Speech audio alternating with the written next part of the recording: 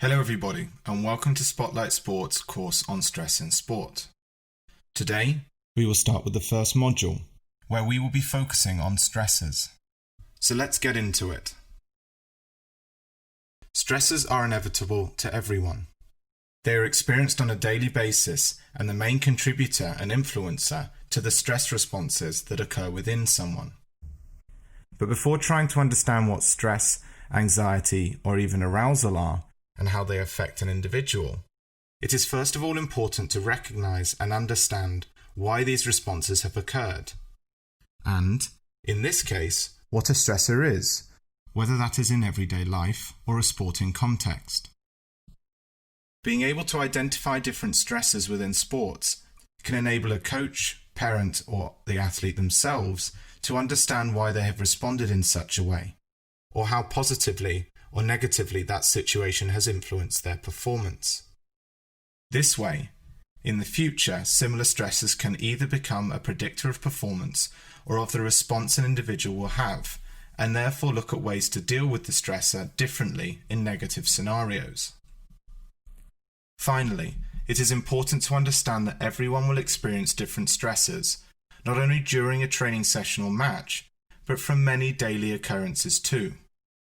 Understanding how difficult a day has been or how many stresses someone has experienced, most likely in a negative way, can better allow the individual, the coach, or even the parent to better understand why they are currently responding in a more negative fashion, or why performance is not to the usual high standards. To help better understand this, we will first explain what a stressor is and how it is connected to sports, before then breaking down stressors into sport-related categories. We will then finish off by sharing a few techniques that could aid in better understanding and handling stressors in the future. So what is a stressor? Well, a stressor is anything that causes the release of stress hormones. When trying to differentiate between stress and a stressor, it can be broken down into these two statements. A stressor is the event or situation to which we must adjust to, and stress is the process of adjusting to the circumstances. Quite literally, a stressor is the thing that happens, and stress is how we adjust to it. Stressors are not only events, situations, or comments, they can be anything that an individual takes to be psychologically or physiologically negative or threatening to them. And some examples of common stressors are things like relationship conflicts at home, new or increasing work responsibilities, financial problems, maybe you have lost a loved one, health concerns, or even moving house, school, or workplace. Because of this, there are many different classifications of stressors, such as absolute stressors, that everyone exposed to them would interpret as being stressful. These are objective stressors that are universal, like earthquakes or a tsunami, or the events of September 11. There are relative stressors, when only some people who are exposed to the situation would interpret it as being stressful. These are subjective stressors that cause different reactions in different people, such as time pressure at work, performing in front of a crowd, paying the bills every month, or even taking an exam. There are also chronic stressors, which include events that continue over a long period of time, such as suffering long-term unemployment, looking after a sick family member, or even self-isolation. And finally, acute stressors that involve brief focal events that sometimes continue to be experienced as overwhelming or traumatic, well after the event has ended, such as falling off your bike and breaking a rib while cycling at night, and worrying about the same situation occurring every night when you cycle after that. Sometimes these differences go unnoticed. It may not occur to you that a trip to IKEA can be a stressor, but to someone who has a serious problem with large crowds in small areas, and also shopping for long periods of time, a Sunday trip to IKEA can become a significant stressor. Whether chronic or acute, psychological or physiological, or even absolute or relative, potential stressors come in many shapes and sizes. They can include major traumatic events, significant life changes, daily hassles, as well as other situations in which a person is regularly exposed to threat, challenge, or danger. Where you have sport, you have stress. And where you have stress, you have stressors. These three come as a package. Whether you are an athlete, a coach, a parent, a family member, or even a spectator, stresses are experienced by all, regardless of their proximity or direct influence on the competitive environment.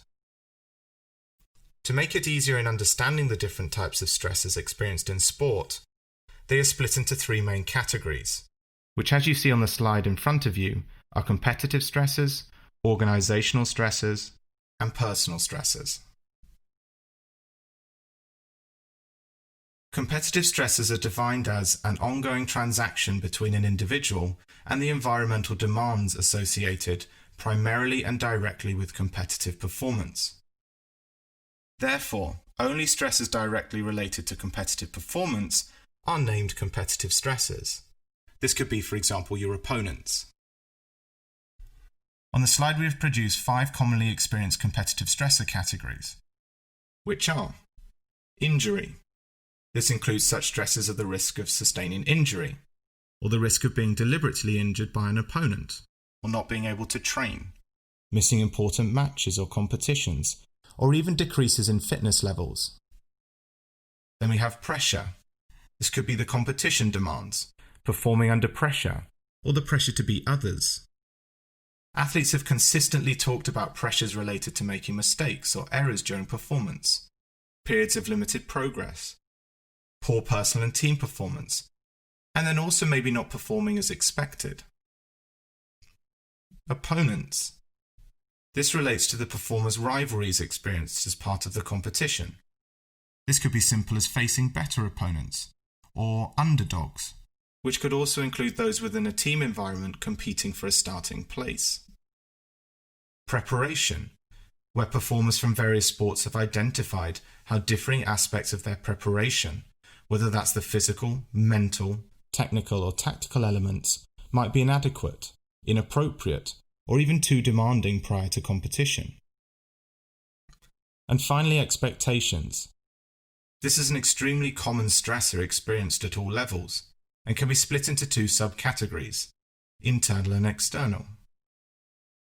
Internal are the pressures that a performer puts on themselves. This could be as much as wanting to start off well during the beginning stages of a competition, or trying to perform to their highest ability and holding their place at the top. Whereas external, these are the pressures that are put on by external factors, being tagged as the favourites for a match, or the expectations of those around them to do well, or pushing for a better position in the table, or even competing on live TV. Organisational stresses have the potential to cause many undesirable consequences for athletes. These have been defined as environmental demands that are related, especially indirectly, to the organisation where an individual operates. As you can see on the slide, organisational stresses have been broken down into 5 categories, such as factors intrinsic to sport, for example the training and competition load, travel and accommodation, or nutrition. They are all related to the demands set out by the club on an individual that they personally have to deal with. Or organisational structure and climate. This could be where an athlete has experienced a lack of clear communication from a coach, or not entirely clicking with the coaching style, or feeling that there is little effort to include players in decisions made that relate directly to the performance on the field. Another one could be athletic career and performance development issues. And this is where there is a sense of uncertainty about maybe even starting in the first team, or maintaining your position for the following game, or maybe not even receiving enough sponsorship or funding, which has been a big talking point in women's football in recent years. Then we have roles in sports organisations, such as not clearly understanding their position in the squad, or being given too many responsibilities to deal with by the coaching staff. And finally, sport relationships and interpersonal demands. And this could be the different personalities there are in the squad and they're maybe not gelling together, or the support network someone has around them when things aren't going very well. And finally, we have personal stresses. Personal stresses are the ongoing transaction between an individual and the environmental demands associated primarily and directly with personal life events. This means that they are challenges or threats related to non-sporting events. In this category, stresses that would be encountered by sports performers include such things as balancing their work-life combination, family issues, or the loss of a family member or close friend. The work-life combination, especially for older athletes who have massive commitments at work and find it hard to balance their time between commitments to training and matches, becomes increasingly difficult. This is a similar construct with youth athletes who have large academic commitments which make it difficult to keep an equilibrium with their schoolwork and sport development, or even personal relationships too. With family issues, athletes have suffered from financial pressures, maybe providing for their family. They might have relationship issues, extra special duties in their family, or even a destructive atmosphere in the family home. And death. This could be experiencing the death of a family member, a close friend, or even a teammate, and it has a huge strenuous toll and takes focus away from the stresses that arise in a sporting context. It is very important that we stop stress from moving to a chronic form and eventually causing our biological responses to negatively affect our physical and mental health. Fortunately enough, there are many evidence-based tools to help combat the negative effects of stress.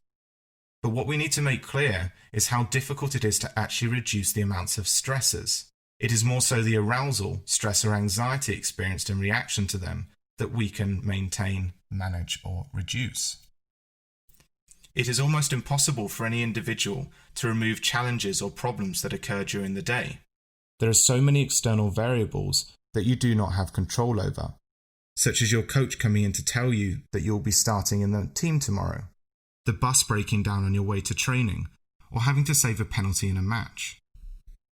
However, you can begin to try to reduce the stress you are feeling by evaluating whether you can change the situation that is causing you stress or anxiety, or reducing the amount of responsibility you have, or even start to try and relax the internal standards you set upon yourself. You could try to surround yourself with friends, family, colleagues, or even teammates who are more positive and understanding, that you feel a connection with, and that bring about positive emotions rather than negative obstacles.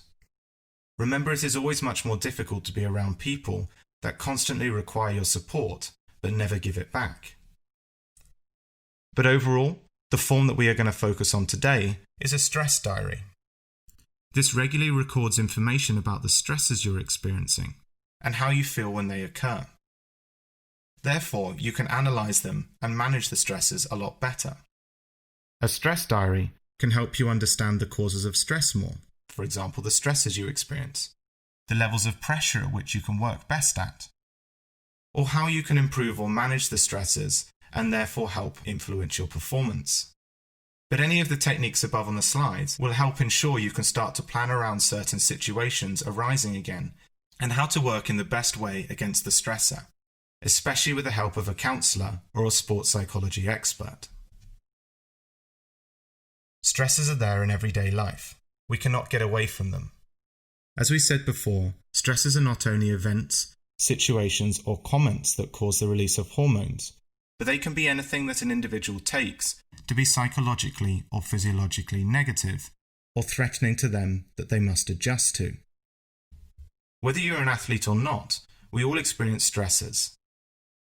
In a single day, it could start with waking up late and rushing to work, traffic being a nightmare on your travel to the office, work giving you extra responsibilities, not having enough time to eat your lunch, or even having a colleague being upset with you for not helping them with a difficult task the day before.